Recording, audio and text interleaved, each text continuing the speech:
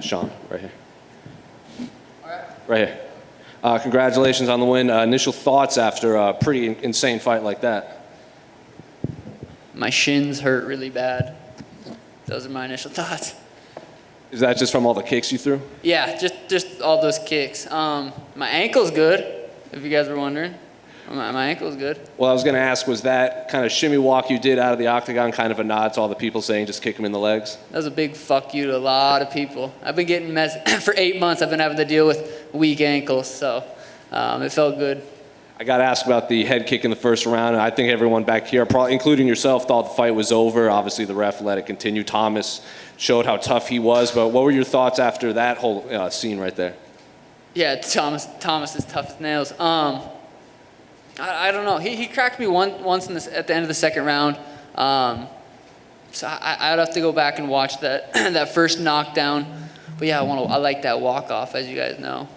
Then you were doing a lot of like this look away, head shakes into the knee. You were kind of like even dancing around. Is that just something you do in camp, or just in the moment right there? I've been doing that for a long time. I think I did it when I fought on the Contender Series. I've been doing it for a long time. I spin a lot, obviously. I spin pretty fast. You know, spinning to the body, spinning to the head. That's a dangerous shot when you land it. So doing a fake spin, they got to react to it, whether it's high or low, and come back with a 2. So it's something I've been throwing for a long time.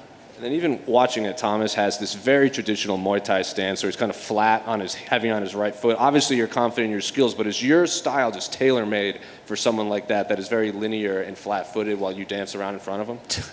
Yeah. This matchup excited me. Exactly.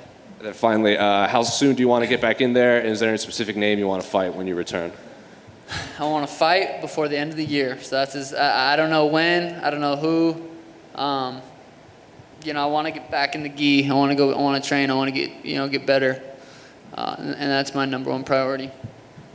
Sean, I know you wanted the walk-off, but are you at least satisfied that it was a very violent knockout anyway? Yeah, it was still, I think, potentially viral. I think it was still a good knockout. That shot, it was unnecessary. I looked in his eyes. He wasn't there. But in the first round, after the ref said, "Hey, if I don't stop it, you gotta keep fighting." So I had to give him one more little juicer to the lips. Did you think the referee should have stopped it for the first one? I don't know. I'd have to see it. I'm glad he didn't. I gotta go a whole nother round. The amount of times I rewatch my fights is ridiculous. I'm my number one fan. I think that's why I've improved so much. I'll record every single sparring round I do, and I'll watch it. I'll watch it in slow motion. I'll send sweet clips to my coaches. So the fact that I got to go an extra round and a half or whatever it was, I'm okay with that, because I'm gonna go watch it 100 times. I just want to ask you a question about the way you switch stances.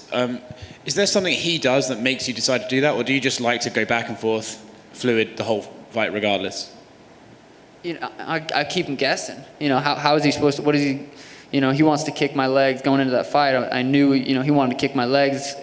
It's hard to kick my legs. I'm switching stances and moving as much as I do. It's just part of my skill set. And you got quite a compliment from Mr. Teddy Atlas. He said he hasn't seen a fighter like you since Prince Nassim back in the 90s. I was watching his highlights. Tim and I threw his highlights on before we came over here. I have the last couple fights. Dude, that's just being that loose and having that much fun is what this is all about. So watching guys like him do it is it motivates me, inspires me, and it's funny that he said that, because we were literally watching his highlights today. Thanks, man. Thank you. Sugar, on your left. Congrats on your win. Right here. After your dominant performance tonight, what do you have in mind? Try with Marlon Vera again, or you have another opponent in mind? I don't have any name, any opponent. UFC they'll message me. They say, hey, just like they did this fight. It's supposed to be in February. They said Thomas in February. I said, sweet, let's do it. So I'm assuming it'll go like that. They'll send me a name, a date, and let's do it. So we'll see. Sugar Shane. Don't. Good to see you. Sugar Shane. I'm trying to become famous enough where it's Sugar Sean, but we'll see. Back over here. Did you see the message yesterday from Snoop Dogg? The schmo ran into him, sent it to Tim. Called you Sugar Shane. Yeah, I saw that. Told you to do his thing. What did you think when you saw the message? What did I think when Snoop? Say that again. What did you think when you saw the message from Snoop? Sugar Shane. It just rolls off the tongue. What did he say at the end of that? I forgot. Break him off some. I broke him off some. I was inspired by Snoop. He said, Sugar Shane, got to break him off some. So I had to go break him off something. Hey, Sean over here. Correct me if I'm not mistaken. Was this your first fight after becoming a father? Yeah, it was. I mean, some people talk about it, they feel that extra motivation, that extra change. Any of that in your system? I wanted to win before I had a baby. A lot of people say they want to win more or whatever. I wanted to win bad. I've always been competitive. You know, I'm so excited to get home, more excited to get home now to see Danny and Elena. But, you know, before I had a baby, I wanted to win 100%. Now that I have a baby, I want to win 100%. It didn't change in that aspect. It didn't make me train harder. I'm training. I'm doing everything I can to go win a fight. But, you know, fatherhood's been awesome. Just to talk about your celebration in the cage, you hit the jumper. Was there anything behind that particular celebration, or is it just because you used to play basketball? After my fight against Eddie, Tim said I should have hit a little jumper right after. So ever since he told me that, I was like, damn it, I should have.